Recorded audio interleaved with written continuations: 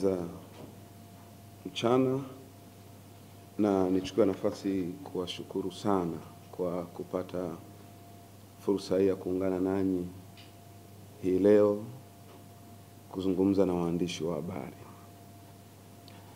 Najua wako Watanzania watastuka kidogo kwa nini nimeamua kuja mbele yenu na kuzungumza, hususan na vyombo vya habari. Ndugu zangu wa Tanzania, kama mtakumbuka, ndani ya siku mbili zilizopita na ndani ya juma zima hili tumekuwa nalo, kumeibuka watu ambao wanatumia haki zao za kikatiba, wanatumia uhuru wao wa kuongea na kutoa maoni. Na ni kwa sababu hiyo hiyo na mimi nikaona nitumie nafasi yangu, uhuru wangu wa kutoa maoni. Na nimekuja mbele yenu kutoa maoni, kwanza nikiwa Mtanzania, mwananchi mkazi wa Dar es Salaam, mkazi wa Mbezi Beach pale Makonde. Nyumbani kwetu nimezaliwa Ubungo, Dar es Salaam, Ubungo Maziwa. Lakini nimekuja kuzungumza kama sehemu ya watu waliopata heshima ya kutumikia nchi yetu ya Tanzania katika nafasi mbalimbali, kwenye chama chetu cha Mapinduzi, lakini kwenye nafasi ya ukuu wa wilaya. Nimekuwa mkuu wa wilaya ya Rumeru, nimekuwa mkuu wa wilaya ya Ikungi, na mara baada ya hapo nikaenda masomoni, na sasa ninamalizia masomo yangu. Nikaona na mimi nina jambo, kwa kuwa nimekaa kwenye serikali, kwenye madaraka. Nchi yangu imenipa heshima miongoni mwa vijana wachache ya kuongoza wilaya mbili kubwa, ya Rumeru ikiwa na zaidi ya kata 53 na halmashauri 2 na majimbo mawili. Nimepata heshima ya kuongoza wilaya ya Ikungi yenye majimbo mawili ya uchaguzi, Ikungi sasa Ikungi Mashariki na Ikungi Magharibi. Lakini nimepata nafasi ya serikali kuniwezesha, kunisaidia kwenda kutafuta elimu, maarifa. Na sasa ninaona nina nafasi walau kwa jamii na mimi kuzungumza jambo kuhusiana na haya yanayoendelea nchini Tanzania. Na najua wengi tumezoeana kuzungumza kwenye mipira, kwenye michezo, lakini hata kwenye haya mambo yanatuhitaji na sisi ambao tumepata heshima ambayo hatukustahili kuwa viongozi, na tukaitumikia nchi yetu kabla ya kwenda masomoni, na sasa tunadhani nina jambo la kuongea na Watanzania. Ndugu zangu, siku mbili zilizopita, katika hali tu ya mshangao, niliona Mheshimiwa Josephat Gwajima, ambaye ni askofu wa makanisa ya Ufufuo na Uzima, ambaye ni kiongozi mwenye nyadhifa mbalimbali katika Chama cha Mapinduzi, ambaye ni kiongozi mwenye nyadhifa mbalimbali katika jamii yetu, akizungumza na waandishi wa habari. Na naomba niweke msingi wa hoja yangu. Mheshimiwa Josephat Gwajima akizungumza, alikuja kuzungumza na vyombo vya habari. Cha kwanza alichofanya ni kujivua nyadhifa zake zote alizokuwa nazo. Na kwa wale ambao mtakumbuka, alisema maneno haya, naomba nimnukuu: ninakuja kuzungumza nikiwa sio mbunge, nikiwa sio askofu, nikiwa situmii nafasi zangu zile za chama. Maana unapokuwa mbunge kuna nafasi automatically kwenye chama unazipata. Na akasema anakuja kuzungumza sio katika kofia hizo, anakuja kuzungumza kama Mtanzania, mwananchi wa kawaida ambaye anatumia haki yake ya uhuru wa kuongea, uhuru wa kutoa maoni, kuzungumza. Ndugu zangu wa Tanzania, nilipata nafasi ya kumsikiliza alivyoanza kuongea mpaka alivyomaliza, na ndio huo msingi wa hoja yangu mimi kuja mbele yenu na mimi kutumia haki hiyo hiyo. Maana wenzetu kule Machame wanasema mwiba unapoingilia ndio mwiba unapotokea. Nakuja mbele yenu sio kwa sababu ya kumjibu, na hapa naomba nitumie maneno aliyoyatumia yeye.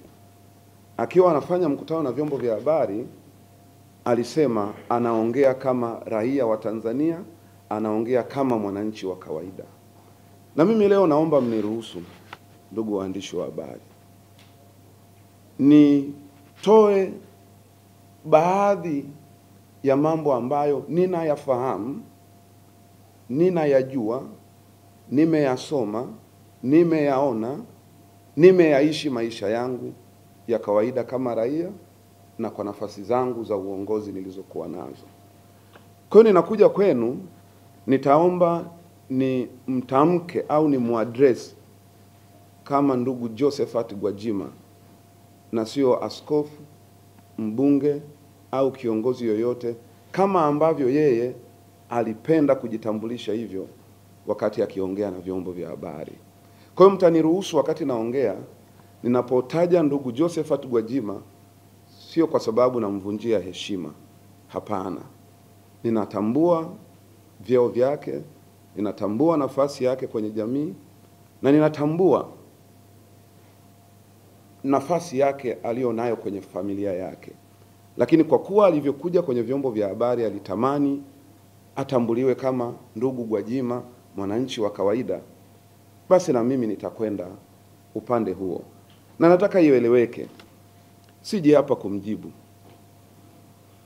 Kuna msemo wa kizungu unasema only the fool compete but the wise man compliment.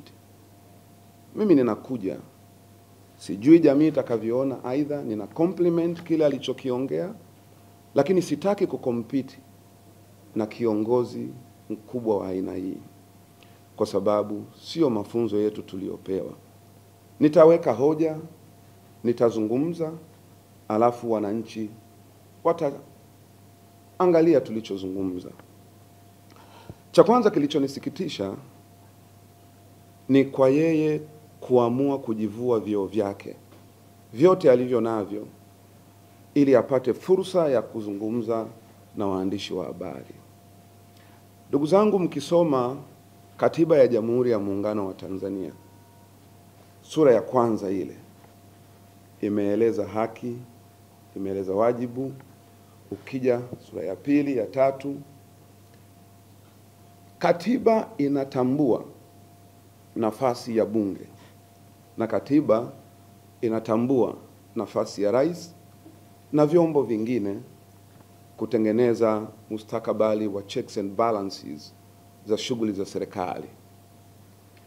Nilipoona nasema ninakuja mbele yenu nikiwa sio mbunge, ilinipa mashaka sana. Na ni mashaka hayo mimi nikajiuliza kama mwananchi wa Kawe, kama sehemu ya muamini wa imani moja na yeye, ambayo alikwenda mbali zaidi na kusema asitambuliwe kama askofu, kwa kuwa najua ana kiu na alitamani aongee, na aliona namna pekee ya kuongea ili awe huru zaidi ni kuweka vyeo vyake vyote pembeni. Ninamuelewa na ninatambua ana kiu ya kuelewa, ana kiu ya kujua, na ndio maana miongoni mwa hoja alizozitoa ukizisikiliza ni hoja zinazokupeleka kuamini kwamba ndugu Josephat Gwajima kuna kitu anatamani kujua, aidha hataki kukijua au anakijua lakini hataki kukielewa.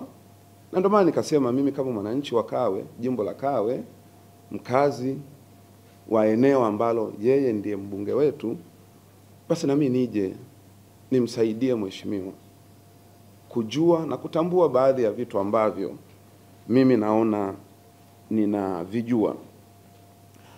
Ndugu zangu, moja kati ya hoja zake kubwa mbili alizoleta, ya kwanza ni kuishauri serikali akitamani sheria iliyoanzisha idara ya usalama wa taifa. Na kwa wale wasiojua, ukisoma katiba yetu utaona idara ya usalama wa taifa ni moja kati ya idara zilizoanzishwa na sheria ya bunge ya mwaka 1996 na kufanyiwa marekebisho mwaka 2023. Sheria ambayo Mheshimiwa Gwajima anatamani na ameshauri ibadilishwe ili iwape nguvu wakuu wa idara ya usalama wa taifa. Na mimi ninamuelewa kwa sababu ni kiu yake kuona wakuu wa idara ya taifa wa idara ya usalama wa taifa wakifanya kazi pasipo hofu ya kuondolewa. Na Mheshimiwa Gwajima akaenda mbali kwa kusaidi na kwa kutaja idadi ya wakuu wa idara ya usalama wa taifa walioondolewa au kubadilishwa au kupangiwa majukumu mengine. Sasa kwa kuwa mimi nimepata nafasi na heshima ya kusoma baadhi ya vitu, nitaomba niweke hili wazi ili wananchi waelewe. Mimi ni miongoni mwa Watanzania ambao tulipata heshima ya kusoma mafunzo japo ya muda mfupi pale kwenye chuo chetu cha kijeshi cha NDC Kunduchi, nikiwa nimefanya Capstone 12. Lakini pamoja na hayo, katika nafasi yangu ya ukuu wa wilaya nilipata pia nafasi ya kupewa mafunzo ya namna gani idara ya usalama wa taifa na mambo mengine zinafanya kazi. Na katika hili nitawakumbusha aliyekuwa katibu mkuu, ambaye ni katibu mkuu wa sasa wa Ikulu, ndugu yetu na kaka yetu Mahendeka, alikuwa ni moja kati ya viongozi waliokuwa wakisimamia idara kwenye upande wa shughuli za serikali, na alipata nafasi kuja pale Ikungi nikiwa wilayani, akatupitisha kwenye mafunzo ili katika majukumu yetu kama wakuu wa wilaya tuweze kuijua idara na namna gani tunaweza tukafanya kazi kwa uweledi na kusaidia taifa letu. Kwa niko hapa nataka kuweka kumbukumbu sawa. Askofu Gwajima atambue anayeongea ni mtu mwenye kujua kwa sehemu yangu niliyopaswa kujua kazi na shughuli za idara. Lakini tu sio kujua, ni mtu ambaye nimefanya kazi kwa miaka yangu 5 na zaidi, maana sisi wakuu wa wilaya mikataba yetu ni miaka 5. Ukimaliza mwenye mamlaka akitaka atakupa mengine, lakini na sisi tulipata nafasi ya kumaliza na kupewa tena kidogo. Kwenye majukumu yetu tunaongoza taasisi hizi za idara ya usalama katika ngazi ya wilaya. Nadhani kuna mambo napaswa kumkumbusha Askofu Gwajima na ndugu yangu Gwajima. Ukisoma katiba yetu ya Jamhuri ya Muungano wa Tanzania ya mwaka 1977 ambayo imefanywa mabadiliko, nikitambua mabadiliko mbalimbali yaliyofanywa tayari ya Aprili tarehe 30, 2000, kipindi hicho Andrew Chenge akiwa ni moja kati ya viongozi waliotusaidia kwenye mabadiliko. Utaona katika ibara zake, sura ya 2, sura ya 3, katiba yetu imeweka majukumu ya taasisi ya uraisi ambayo yeye Mheshimiwa Gwajima pia ameigusia sana kwenye mazungumzo yake ya juzi. Katiba yetu inatamka mamlaka ya rais, inatamka nafasi ya rais kwenye jamii, na inatamka rais wa nchi anapatikanaje, na kama rais aliyeko madarakani akipata changamoto kama tulioipata, msaidizi wake anapatikanaje. Na ndivyo hivyo tulivyompata Mheshimiwa Dr. Samia Suluhu Hassan kama rais wetu wa Jamhuri ya Muungano wa Tanzania.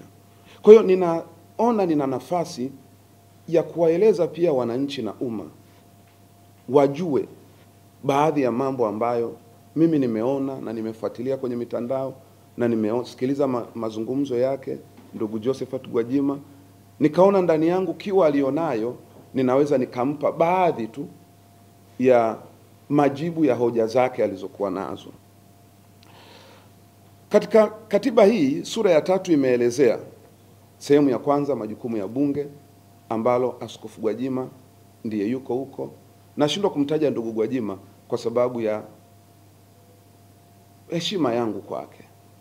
Kwa hiyo mtaniruhusu tu nitakapotaja Gwajima sawa, nikitaja ndugu Gwajima, nikitaja askofu, nikitaja mheshimiwa, nikubalieni tuendeni kwa umoja wa hayo maneno. Lakini katika majukumu haya kwa mujibu wa katiba utaona rais ana ofisi zake 4. Rais ana ofisi yake kama mkuu wa nchi. Rais ana nafasi yake kama kiongozi wa serikali. Lakini rais ana nafasi yake kama amiri jeshi mkuu.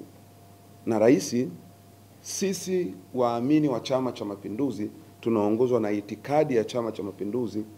Pia rais ni mwenyekiti wa chama chetu cha Mapinduzi. Kwa katika nafasi hizi ziko kikatiba na kimamlaka kama ambavyo wabunge wanatambuliwa kwenye sura ya 3 ya katiba yetu ya Jamhuri ya Muungano wa Tanzania.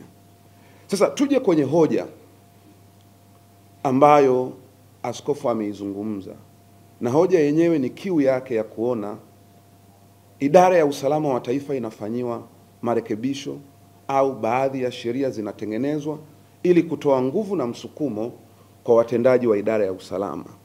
Na naomba ndugu zangu wa Tanzania mnipe muda wa kunisikiliza.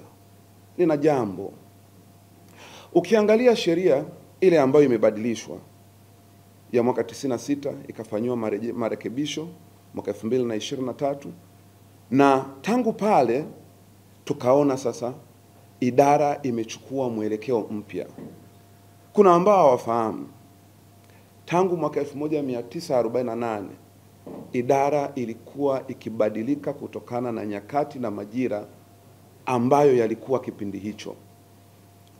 Utaona kipindi kile cha ukoloni idara yetu ilikuwa ni special branch, ikabadilika sura kulingana na mahitaji na ikaenda taratibu mpaka Alhamisi tarehe 11 Julai tarehe 11 mwaka 2024 Mheshimiwa Rais alipomteua ndugu yetu Suleiman Abubakari Mombo kuwa mkurugenzi mkuu wa idara ya usalama wa taifa. Sasa ndugu yangu Askofu Gwajima anapaswa kufahamu kiu aliyokuwa nayo ya mabadiliko, kiu aliyokuwa nayo ya kuifanya idara iwe hodari, idara iwe shupavu, wakuu wa vyombo hivi wafanye kazi kwa uweledi. Nafasi hii ilipatikana wakati wa marekebisho ya sheria mwaka 2023. Na kupatikana kwa nafasi hii kulitoa nafasi kwa wabunge kuisuka, kuiunda na kuitengeneza idara vile watakavyoona wao inaweza ikawasaidia Watanzania. Na kwa wasiofahamu, wakati mijadala ikiendelea bungeni, ndugu Josephat Gwajima alikuwa ni sehemu ya mijadala hiyo, na sheria ikapita. Na kwa wale wasiojua, yako mambo machache. Ya kwanza ni idara ilitoka kwenye Wizara ya Utawala Bora, idara ikaenda moja kwa moja ofisi ya Rais. Na yako mambo mengine nitakuwa nayaeleza kulingana na hoja zake nikiwa nikifafanua taratibu. Lakini jambo lingine ambalo ameligusia ni mabadiliko ya uongozi. Ukimsikiliza kwa makini, anaonekana kushangazwa na kushtushwa na namna ambavyo viongozi wa usalama wa taifa wanateuliwa na kubadilishiwa majukumu mengine. Ninajua ni kiu ambayo wanayo Watanzania wengine, na niko hapa kuweka kumbukumbu sawa. Niko hapa kutengeneza mjadala ambao tutawasaidia Watanzania kujua. Mara baada ya idara yetu kubadilika kutoka ukoloni, ikaja sasa idara kuongozwa na Watanzania, na nyinyi ni mashahidi.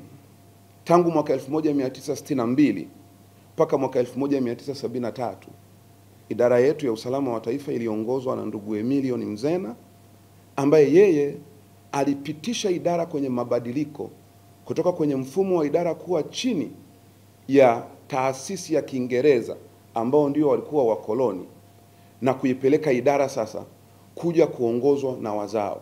Na kipindi kile mtakumbuka rais wetu na hayati baba wa taifa Mwalimu Julius Kambarage Nyerere alikuwa ni waziri mkuu, lakini ndani yake idara ilikuwa ina majukumu mbalimbali chini ya huyu mzalendo wa kwanza kuongoza idara. Yakafanyika mabadiliko kulingana na mahitaji ya idara, na katika mabadiliko haya ndipo ambapo ninakwenda kumjibu tena baba yangu Gwajima. Ni kama vile ana kiu ya kujua idara ni nini, inakuwaje watu wanapotea, inakuwaje watu wananyakuliwa. Akaenda mbali zaidi akasema, hivi idara ya taifa kweli inajua? Mimi naamini idara ya taifa ina watu majasiri, watenda kazi hodari, na inajua labda kuna kikundi tu. Sasa nimsaidie kumweleza idara ilivyopitia na mabadiliko yake, na jambo ambalo leo nataka nimweleze huenda asilijue. Idara yetu ya usalama wa taifa imeongozwa na viongozi waandamizi wa Jeshi la Polisi, viongozi waandamizi wa Jeshi la Wananchi wa Tanzania, na ukisoma tangu enzi ya ndugu Mzena utaona walikuja wengi. Tulikuwa na baba yetu Luteni Kanali Hans Kitine, tulikuwa na mzee wetu Augustine Mahiga, tulikuwa na mzee wetu Meja General Imran Kombe, na nyinyi mtafahamu kipindi kile cha mzee Kombe akiwa madarakani 1983 mpaka 96, na mara baada ya kuondoka idarani alifariki kwa kupigwa risasi. Tutakuja kuongea huko mbele. Kuna mambo nataka tuyafahamu. Kwa ukiangalia aina ya mchanganyiko wa hawa viongozi, ninaamini sasa ndugu Josephat Gwajima atakuwa anaanza kuielewa sura na taswira yetu ya idara ya usalama wa taifa. Na hata kipindi cha marehemu Magufuli aliizungumzia kidogo, ni tanukuu. Mheshimiwa Magufuli akimwapisha mkuu wa idara ya usalama wa taifa ndugu yetu aliyekuwa DCI, akafanya kazi yake vizuri na akawa mkuu wa TAKUKURU, ndugu Athmani Diwani mwaka 2019, ambaye alidumu mpaka mwaka 2023, nitamnukuu Magufuli alisema, mnamuona huyu diwani alivyokuwa polisi, wengi hamkujua huyu ni kachero, lakini sasa huyu nataka mjue huyu ni kachero. Ndio maana leo nimemteua kuwa mkuu wa usalama wa taifa. Hayati Magufuli alijaribu kutanabaisha umma kuwa ndani ya idara ya usalama wa taifa wako watu ambao wako katika vyombo vingine, lakini itawarudisha nyuma. Akimteua Modestus Kipilimba mwaka 2015 mara baada ya Mheshimiwa Magufuli kushika nafasi ya urais, ndugu Modestus Kipilimba aliteuliwa akitoka Benki Kuu ya Taifa, Benki Kuu ya Tanzania, kama mtaalamu wa mifumo ya kiteknolojia ya habari. Lakini kitu ambacho leo ningetamani ndugu Gwajima akifahamu, hata ndugu yetu Modestus Kipilimba ambaye alipelekwa ubalozini, yeye naye alikuwa ni mchungaji wa kanisa la City Harvest. Alikuwa anapiga injili, lakini kachero mbobezi.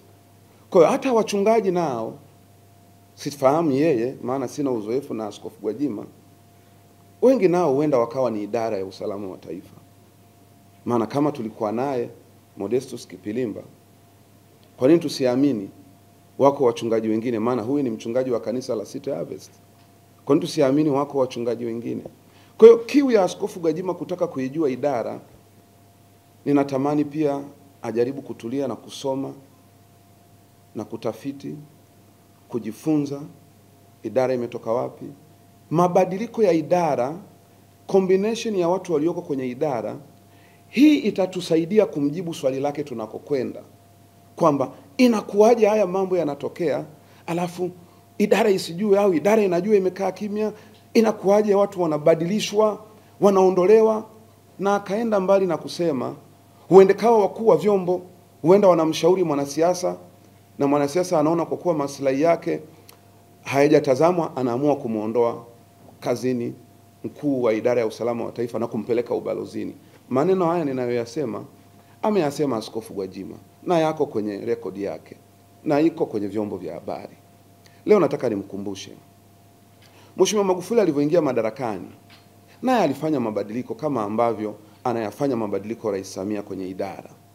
Alimteua Modestus Kipilimba, na mara baada ya muda 2019 akampeleka ubalozini kufanya kazi nyingine, akamteua Athmani Diwani. Kwa hiyo wakati Gwajima anazungumza, asizungumze wakati wa Rais Samia peke yake kwamba Samia amefanya mabadiliko. Atueleze Magufuli naye alifanya mabadiliko mawili, japo tulipata changamoto akafariki katikati. Hakuna anayejua, huenda angeendelea kuishi angeyafanya mengine au angeishia pale. Lakini kwa kuwa hayupo, basi tumshukuru Mungu kwa utumishi wake aliotupa wa kuitengeneza idara. Gwajima ameenda mbali zaidi kwa kusema anahisi kwamba unajua hawa rais ana mamlaka ya kuwateua na kuwaondoa. Kwa hiyo anaona kama wakuu wa idara ya usalama hawawezi kumshauri rais kwa kufuata ile misingi.